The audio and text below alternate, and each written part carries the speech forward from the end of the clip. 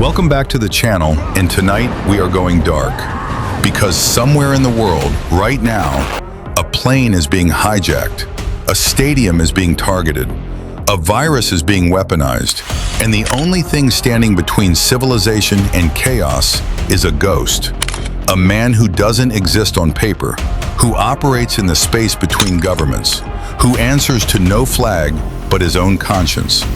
And if you think you've seen tactical cinema before, you have never seen anything like what Chad Stahelski and Michael B. Jordan are building in the shadows. Tom Clancy's Rainbow Six, the most anticipated military thriller in modern cinema.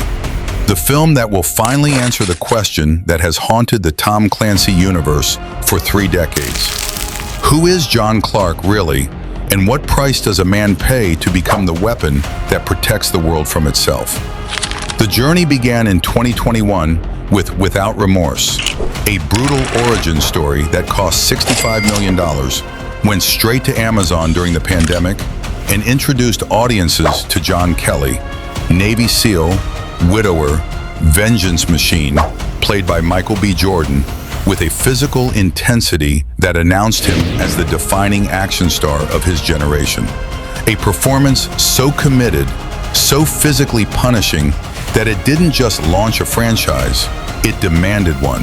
Because the final frame of that film teased the one thing every Clancy fan had been waiting for: the formation of Rainbow, the Black Ops unit so classified that even the CIA pretends not to know it exists. But the road to Rainbow Six has been a masterclass in patience and precision. Chad Stahelski, the stuntman turned director who transformed John Wick from a modest revenge thriller into a global action mythology, was officially tapped by Paramount in January 2023 to helm the project, bringing with him the 87-11 entertainment team that redefined fight choreography as an art form. And Stahelski didn't just sign on to direct, he immersed himself in the Clancy lore, studying the 1998 novel that sold millions, analyzing the video game franchise that became a competitive phenomenon, and crafting a vision that promises to merge the tactical authenticity of Zero Dark 30 with the operatic violence of his own John Wick universe. A fusion that could redefine what a military thriller can be when it stops playing by the rules of realism and starts operating in the realm of myth. The plot, closely guarded but pieced together from Clancy's novel and Stahelski's own teases, centers on John Clark, now operating under the call sign Rainbow Six, as he assembles an international team of elite operators from the SAS, GIGN, GSG-9, and Delta Force, each handpicked not just for their combat skills, but for their ability to operate in moral gray zones where the laws of war don't apply, and the only judge is survival. And their first mission will not be a simple hostage rescue or terrorist takedown. It will be a bioweapon threat of apocalyptic scale, an eco-terrorist organization called the Phoenix Group that has infiltrated the highest levels of global power, that plans to release a genetically engineered virus during the Olympic Games, that believes humanity is a plague and extinction is the cure. And Rainbow Six must stop them without the world ever knowing they existed, without leaving a single footprint, without triggering the very apocalypse they're trying to prevent. Michael B. Jordan returns as John Clark, now 5 years older, harder, more isolated, a man who has buried his wife, his identity, and most of his humanity in the pursuit of a mission that never ends. And Jordan's transformation from the raw vengeance of Without Remorse to the calculated leadership of Rainbow Six is the emotional spine of the film. Because Clark is not just a soldier, he is a father figure to operators who have nowhere else to go. A man who sends people into hell knowing some won't come back. And Jordan's ability to convey that weight, that guilt, that absolute refusal to fail is what separates a generic action hero from a cinematic icon. The supporting cast is being assembled with the same precision as Rainbow itself.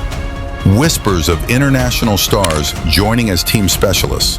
of a villain so chilling that audiences will debate the ethics of eco-terrorism long after the credits roll, of cameos that could bridge the Jack Ryan universe with John Krasinski's iteration of the character, creating a Clancy cinematic universe that rivals Marvel in scope, but operates in the shadows where Marvel dares not go.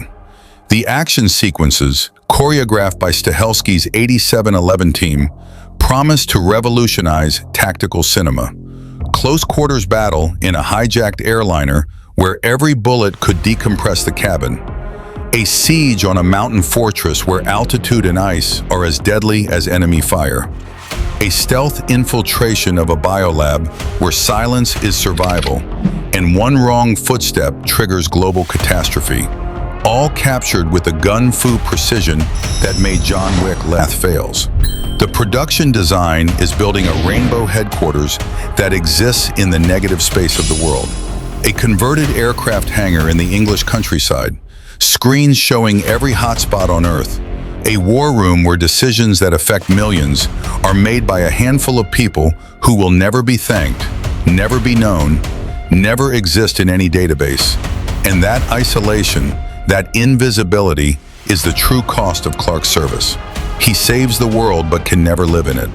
The score, rumored to be in development with a composer who understands that silence is the most terrifying sound in tactical cinema, will pulse with the rhythm of heartbeats under fire, of breath held during infiltration, of the moment before the breach when every operator knows that the next 5 seconds will define the rest of their lives. And when that score swells over the final shot, Clark standing alone on a rooftop, city lights below, another mission complete, another piece of his soul gone, audiences will understand why Tom Clancy called this character the dark side of Jack Ryan. The man who does what Ryan cannot, who goes where Ryan will not, who carries the weight so that the world can sleep. For fans who have waited since 1998 for this film, who played every Rainbow Six game, who read the novel until the spine cracked, who watched without remorse and felt the promise of something bigger, this is not just a sequel. It is the fulfillment of a prophecy, the moment when military thriller cinema grows up and accepts that the best stories are not about the battles we see on the news, but about the wars fought in silence by people who will never be remembered. And we will be right here, analyzing every frame, every tactic, every bullet, until John Clark finally steps out of the shadows and into the light he has spent his life protecting. So lock and load, check your corners, and trust no one, because Rainbow Six is coming, and the world will never look the same.